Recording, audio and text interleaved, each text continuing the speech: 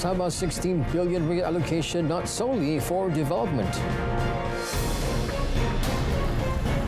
Eligible applicants yet to register for Budi Madani diesel subsidy.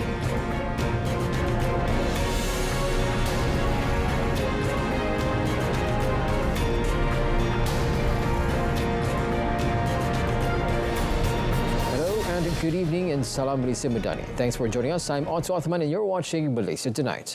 Prime Minister Datuk Seri Anwar Ibrahim today clarified that the 16 billion ringgit he announced for Sabah during the Kamatan Festival on 31st May is the total allocation for the state this year and not just for development projects. The amount covers various expenditures including schools, education, border security and overall state development. Datuk Seri Anwar dismissed allegations that he had been deceptive about the allocation, urging all parties, particularly leaders he considers friends, to seek accurate information or ask him directly before making public statements. Tidak ada 6 bilion saja. Kerana 6.6 bilion itu peruntukan pembangunan. Siapa nak bayar bangunan sekolah? Siapa nak bayar guru? Siapa nak jaga sempadan? Siapa nak perbaiki jalan? Kawan. Mau jadi kawan, mesti perangai macam kawan.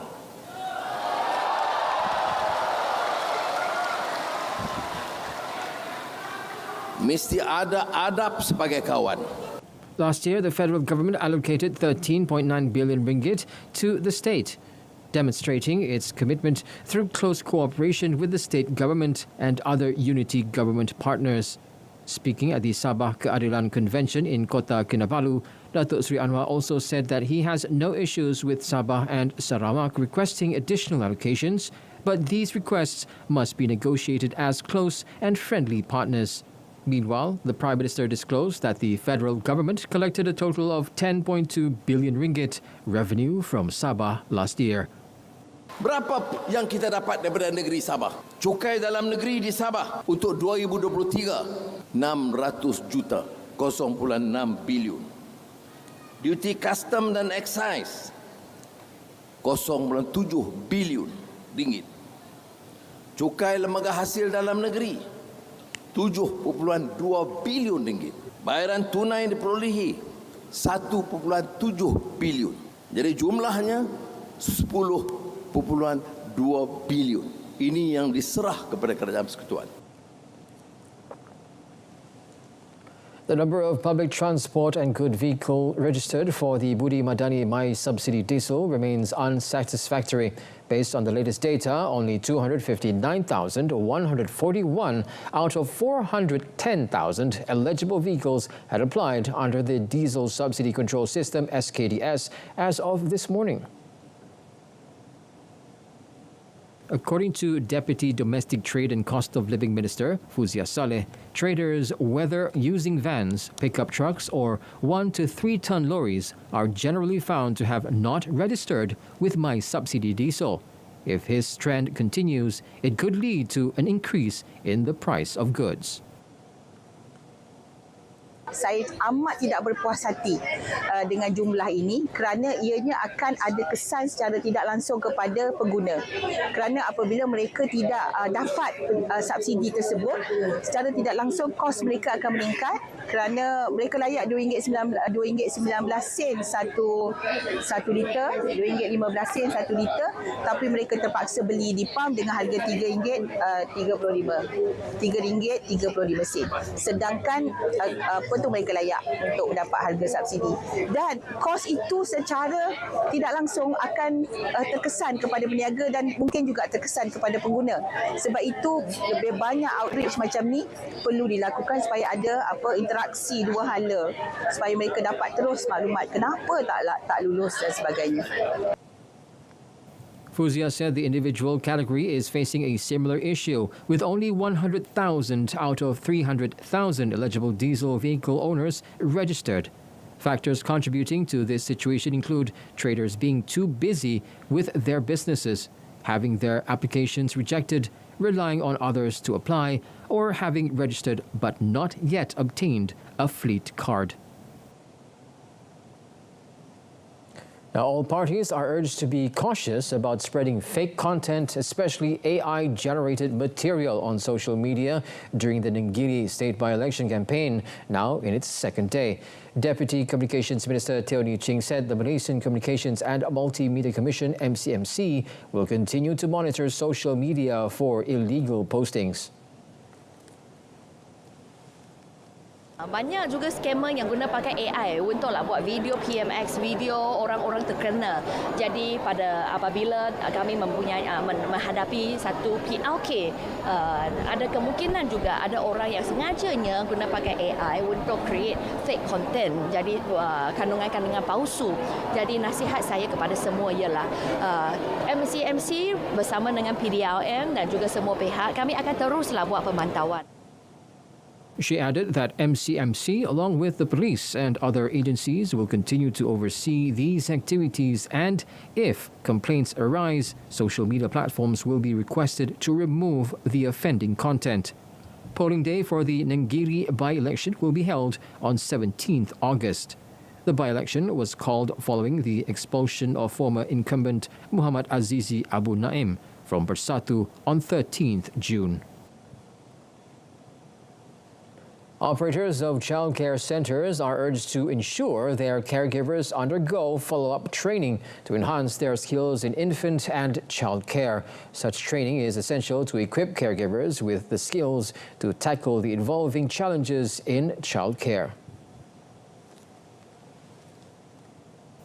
Women, Family and Community Development Deputy Minister Datuk Sri Noraini Ahmad said these follow-up courses are vital to prevent incidents of abuse, negligence and neglect in childcare centres, which have been increasingly reported. There are currently 3,043 registered childcare centres with the Department of Social Welfare, or JKM, employing 16,167 caregivers and caring for 70,340 children. Met after the National Childcare and Caregivers Day 2024 closing ceremony today, Datuk Sri Noraini also said that the government is actively identifying unregistered childcare centres. Bukan tidak mendaftar, ada yang menunggu permohonan untuk berdaftar, tapi dia perlukan 3 kelulusan lain tu. Maknanya dia kena mendapat kelulusan daripada KPKT, daripada bomba dan juga daripada kesihatan. Kalau misalnya ketiga-tiga tu selesai dan mendaftar, tak ada masalah untuk JKM untuk memberikan kelulusan.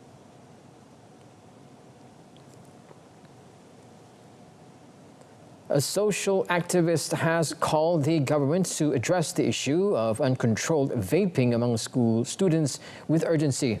Alliance for a Safe Community Chairman Tan Sri Lee Tai emphasized the need for nationwide school initiatives to combat vaping through awareness campaigns and concrete actions. Lee highlighted the significant health risks posed by vaping, especially to young developing bodies, including nicotine addiction, lung damage and exposure to harmful chemicals, which could potentially lead to the use of traditional tobacco products. He urged school authorities and students to support the Education Ministry's efforts to combat vaping, emphasizing the effectiveness of peer-to-peer education programs where students who have quit vaping share their experiences. He also suggested leveraging celebrities and social media influencers to amplify anti-vaping messages. Lee stressed the importance of involving parents and guardians in informational sessions to shape children's attitudes and behaviors towards vaping.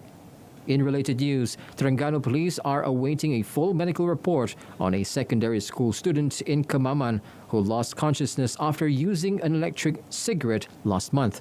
State Police Chief Datuk Muhammad Khairi Khairuddin said the report is crucial for determining further actions.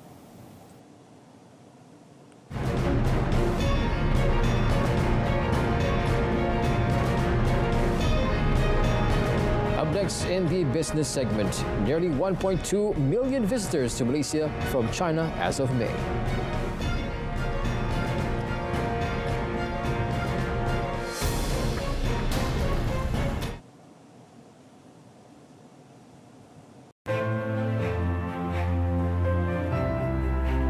Zahirkan rasa cinta kepada negara.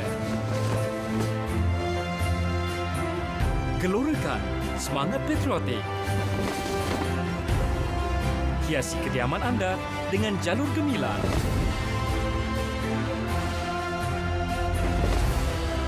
Satu rumah, satu jalur gemilang. Jalur gemilang, cerminan maruah bangsa dan negara. Welcome back. Malaysia has received nearly 1.2 billion visitors from China as of May 2024, which was a 194% increase compared with the same period last year. Tourism, Arts and Culture Minister Datuk Seri Tiong King Sing attributed the increase to the implementation of visa-free travel arrangements between both countries. In a Facebook post today, the minister encouraged all airlines to seize the trend by expanding their connectivity between Malaysia and various countries. Meanwhile, Datuk Seri Tiong also announced the launch of AirAsia's inaugural direct flights from Ningbo, China to Kuala Lumpur and Kota Kinabalu, Sabah, which will operate 3 times a week using the Airbus A320 aircraft, each with 180 seats. He said the direct routes will help attract travelers, particularly from Zhejiang province and other regions of China, to Malaysia. In November last year, Prime Minister Datuk Seri Anwar Ibrahim announced a 30-day visa exemption for tourists from China and India starting 1st December of the same year.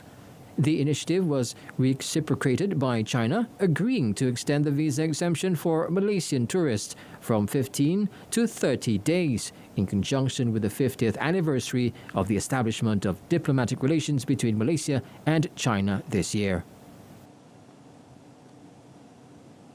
In a related development, the minister said the friendly cooperation established through several recent marketing and promotion missions to China is gradually being realized, among others with the successful launch of Shanghai Airlines' direct flight from Shanghai to Pulau Pinang. He said the direct flights from Shanghai to Penang used the Boeing 738 model with 3 flights per week, operating on Tuesdays, Thursdays and Saturdays. With the addition of this direct flight route, Pulau Pinang now has 31 international direct flights routes provided by various airlines, connecting 17 international cities, highlighting the importance of Pulau Pinang as a tourist destination. The Companies Commission of Malaysia, SSM, has launched the SSM Corporate Code of Ethics book to emphasize its steadfast commitment to integrity, ethics and anti-corruption practices. Now, the book, which is in line with the National Anti-Corruption Strategy, NACS 2024-2028, provides guidance on responsibilities and principles to enhance integrity and accountability in SSM. The book aims to support the application of best corporate governance practices among the Commission members, its management, employees, sports and welfare club officers, cooperative board members, suppliers and stakeholders. SSM Chief Executive Officer Datuk Nur Azimah Abdul Aziz in a statement said, all SSM employees are committed to ensuring compliance with the laws governing business entities in Malaysia and corporate laws, as well as fostering positive developments in the corporate and business sectors. This publication can be accessed and downloaded via SSM's official portal at www.ssm.com.my.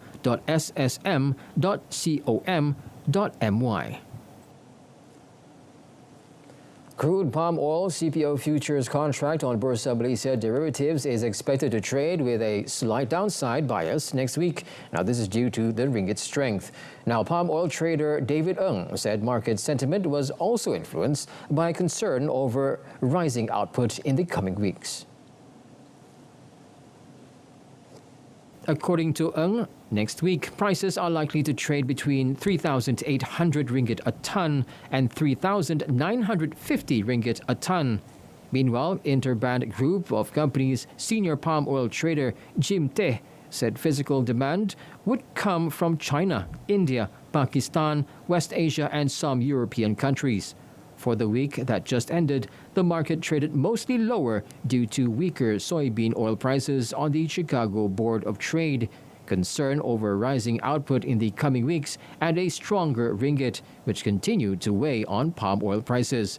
The total weekly volume increased to 435,999 lots from 286,779 in the previous week, while open interest rose to 218,654 contracts from 218,561 a week ago.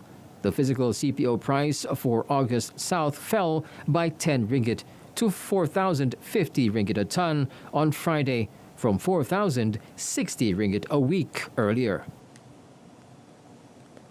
The amendment to the Audit Act 1957 that was passed last month strengthens the confidence of the people and investors. Institute of Internal Auditors Malaysia President Muhammad Khaizir Shahari said the emphasis on the use of public funds also shows that the government is serious about addressing leakages. Apabila Malaysia menunjukkan kita ada satu sistem tadbir urus yang baik, satu sistem pengauditan yang baik, satu bidang kuasa yang luas telah diberikan pada ketua audit negara, ini akan membuatkan pelabur bertambah yakin untuk masuk melabur di Malaysia. He said the amendment to the Act after a period of 33 years is in line with global standards and practices. The latest audit methodology needs to be adopted in line with the changing current needs. Dalam era digital dan juga dalam era big data, maklumat dan juga information sesuatu entiti itu sudah berada dalam satu bentuk digital. Jadi apabila kuasa diberikan kepada ketua audit negara untuk memperluaskan lagi skop pengauditan dan juga boleh mengeluarkan garis panduan yang perlu untuk mencapai objektif audit. Jadi di situ dia memberikan satu bayangan di mana kuasa Jabatan Audit Negara ni, Ketua Audit Negara ni akan bertindak sama dengan era globalisasi. He is confident that the National Audit Department will implement investment measures for the success of the Amendment Act and new provisions.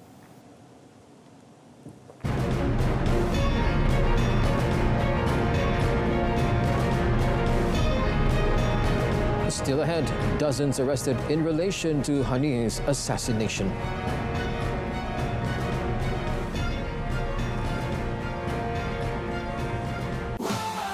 Meraihkan Semasa Sukan Terulung Dunia. 6 saluran khas Olimpik RTM Klik di pautan Paris 2024.rtm.gov.my sepanjang 27 Julai hingga 12 Ogos, walau di mana sahaja. Dengan lebih 12 jam siaran setiap hari, Paris 2024.rtm.gov.my, aksi sukan terbesar dunia. Segalanya tersedia di sini. Bersama RTM, penyiar rasmi. Welcome back. Iran's Islamic Revolutionary Guard Corps, IRGC, has revealed that Hamas political chief Ismail Haniyeh was killed earlier this week by a short-range projectile launched from outside his residence in Tehran. In a statement, the IRGC said that based on investigations conducted so far, the attack against Haniyeh was carried out by firing a short-range projectile carrying about 7 kilograms of explosive materials. It added that Haniyeh's assassination was supported by the criminal government of the United States. Israel has neither confirmed nor denied a role, while the U.S. has said it was not aware of or involved in Haniyeh's killing that threatens to plunge West Asia into further conflict amid Israel's relentless war on the Gaza Strip. The Palestinian leader and his bodyguard were killed in an Iranian government guest house in Tehran in the early hours of Wednesday. Haniyeh had gone to the Iranian capital to attend the inauguration of Iran's newly elected Masoud Pezeshkian. In a related development, Iran has arrested more than 24 people, including senior intelligence officers, military officials, and staff workers at the military-run guest house in Tehran in response to the assassination of Haniyeh. Officials in both West Asia and Iran itself earlier said the deadly blast was the result of a bomb that had been planted in Haniyeh's room as long as 2 months before his arrival. Iranian officials and Hamas said that Israel was responsible for the assassination, an assessment also reached by several U.S. officials. The IRGC Specialized Intelligence Unit for Espionage has taken over the investigation and is hunting down suspects that it hopes will lead it to members of the assassin team that planned, aided and carried out the killing, according to the 2 Iranian officials who requested anonymity because of the sensitive nature of the investigations. The Guards Corps has not yet made public any details of the arrest nor of its investigations into the explosion, including its cause. But it has vowed a severe revenge, as has Iran's Supreme Leader Ayatollah Ali Khamenei, who issued an order to strike Israel in retaliation, according to the Iranian officials. Meanwhile, urgent calls for foreign nationals to leave Lebanon grew on Sunday, with France warning of a highly volatile situation as Iran and its allies ready their response to high-profile killings blamed on Israel. France, Canada and Jordan were among the latest governments to issue calls for their citizens to leave Lebanon. The United States and Britain have issued similar warnings. Several Western airlines have suspended flights to the region. On Sunday, Qatar Airways said the Doha-Beirut route will operate exclusively during daylight hours at least until Monday. The killing of Haniyeh in Tehran, hours after the Israeli assassination of Hezbollah's military chief in Beirut, has triggered vows of vengeance from Iran and the so-called Axis of Resistance of the Tehran-backed armed groups. Israel accused by Hamas, Iran and others of carrying out the attack that killed Haniyeh has not directly commented on it. Thousands of Bangladeshi protesters demanding Prime Minister Sheikh Hasina resign clashed with pro-government supporters, with 21 people killed as mass rallies and violence erupted countrywide. Huge crowds of protesters, many wielding sticks, packed into Dhaka's central Shahbag Square, with street battles in multiple sites as well as in other key cities. While the army stepped in to help restore order in the wake of earlier protests, some former military officers have since joined the student movement, and ex-Army Chief General Iqbal Karim Boyan turned his Facebook profile picture red in a show of support. According to an army statement issued late Saturday, it always stood by the people and will do so for the sake of people and in any need of the state. The statement did not give further details or explicitly say whether the army backed the protests. Hasina, 76, has ruled Bangladesh since 2009 and won her 4th consecutive election in January after a vote without genuine opposition. Her government is accused by rights groups of misusing state institutions to entrench its hold on power and stamp out dissent, including through the extrajudicial killing of opposition activists. In Pakistan's Chitral, floodwater rushed down the Shishikoh Valley, destroying a bridge and causing devastation along the way. The flood completely submerged the sole road connecting Shishikoh Valley to other areas, severing the land connection, with the residents are said to be in great need of relief. The recent floods has also washed away crops, damaged irrigation canals, pipelines and power plants. In Khyber Pakhtunkhwa, 12 children were among the 24 people who died in the last 5 days of rains and floods in the northwestern province.